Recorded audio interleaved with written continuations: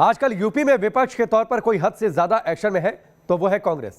जहां थोड़ी सी भी सियासत की गुंजाइश दिखती है, कांग्रेस वहां कूद पड़ती है। लखीमपुर खीरी हिंसा मुद्दे को लेकर यूपी में एंट्री करने के बाद प्रियंका गांधी लगातार फॉरवर्ड लाइन पर आक्रामक रुख के साथ दिखाई दे रही हैं।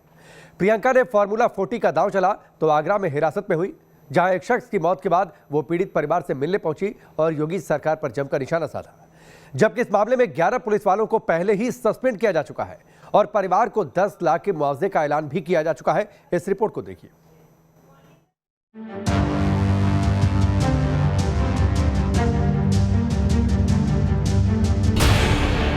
चुनावों से पहले प्रियंका का आक्रामक रुख।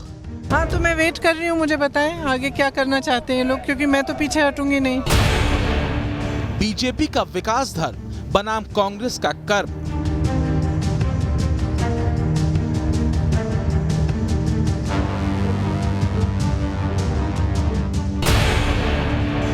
बाईस के महादंगल में सेंसेशनल स्ट्रेटजी।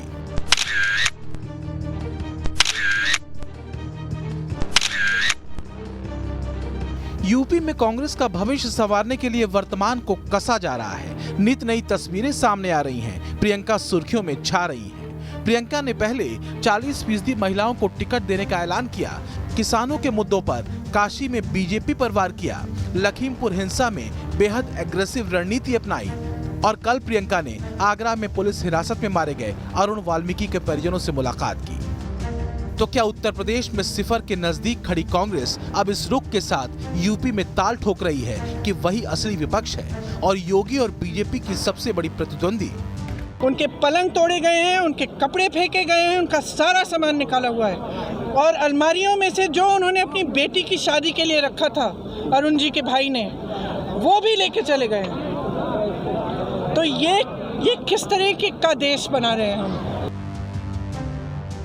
इसमें शक नहीं कि विपक्ष होने का दावा करने वाली दूसरी रीजनल पार्टियां यूपी में मुद्दों को लेकर सियासी जमीन पर उतनी अग्रेसिव नहीं दिख रही जितनी कि कांग्रेस। लेकिन क्या यह आक्रामकता कांग्रेस को कोई फायदा दे पाएगी? 2017 का गणित देखिए और समझिए।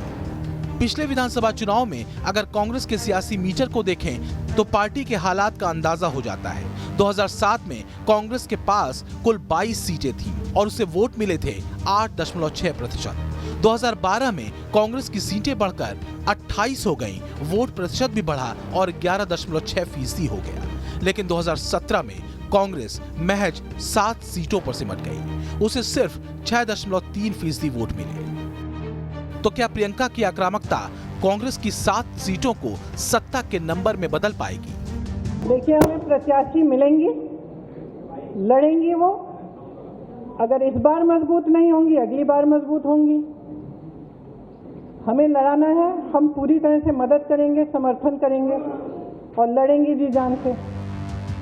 2022 के महादंगल में मंच पर योगी की प्रतिद्वंदी के तौर पर प्रियंका दिखना चाहती है, क्योंकि यूपी में कांग्रेस ये बखूबी समझ चुकी है कि चुनावी दांव में चेहरे की अहमियत बड़ी है। वहीं बीजेपी के पॉलिटिकल टूर वाले तंज को भी कांग्रेस जमीन पर रहकर काउंटर करना चाहती है। लेकिन असल मुद्दा सुर्खियों से ज्यादा संवाद का है। तो क्या 2022 के महादंगल में लड़ाई 5 साल बनाम कुछ दिनों के संवाद के बीच है? Team news nation.